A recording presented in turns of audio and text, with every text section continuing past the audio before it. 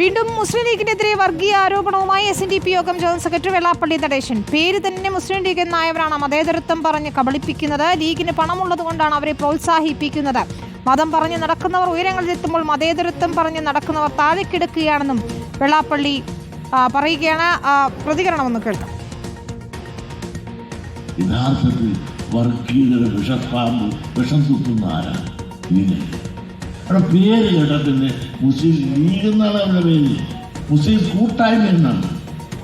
അവരാണ് മതേതരത്തിൽ നാലുവട്ടം പറഞ്ഞുകൊണ്ട് നമ്മളെല്ലാം കബളിപ്പിച്ച് അവരുടെ താളത്തിൽ കൊണ്ടെത്തിയതിന് ശേഷം നമ്മളെല്ലാം വഞ്ചിച്ച ചരിത്രം.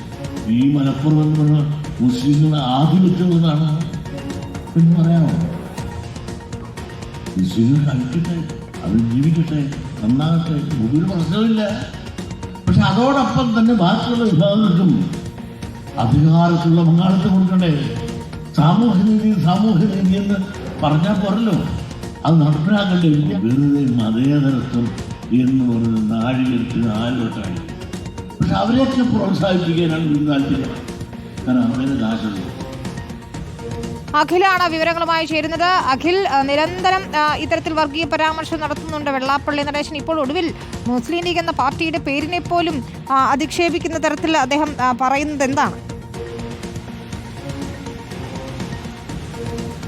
വിനീത, നമുക്കറിയാം കഴിഞ്ഞ കാലങ്ങളിലൊക്കെ തന്നെ മലപ്പുറത്തെ ചേർത്ത് വെച്ചുകൊണ്ടും നിരവധിയായ വർഗീയ പരാമർശങ്ങൾ നടത്തിയിട്ടുള്ളതാണ് വെള്ളാപ്പള്ളി നടേശൻ എന്ന് പറയുന്നത്. ഇന്നിപ്പോൾ ഈ മലപ്പുറത്തിന്റെ കാര്യങ്ങളൊക്കെ പറഞ്ഞു വന്നെങ്കിൽ പോലും മലപ്പുറത്തെ അത്തരത്തിൽ കടന്നാക്രമിക്കാനോ മറ്റു രീതിയിലേക്കോ പോയില്ല. പക്ഷേ മലപ്പുറത്ത് ഈഴവർക്ക് അത്ര കാര്യമായി പ്രാതിനിധ്യമില്ല. ആ പ്രാധാന്യം വേണമെന്നാണ് താൻ ആവശ്യപ്പെടുന്നത്. അതിനെയാണോ നിങ്ങൾ വർഗീയത എന്ന് വിളിക്കുന്നതെന്നുള്ള ചോദ്യമാണ് വെള്ളാപ്പള്ളി നടേശൻ ചോദിച്ചത്. അതിനുശേഷമാണ് ഈ മുസ്ലിം ലീഗിനെ നേർക്ക് തിരിഞ്ഞ് മുസ്ലിം ലീഗിനോട് പറയേണ്ട കാര്യങ്ങളൊക്കെ തന്നെ താൻ പറയും.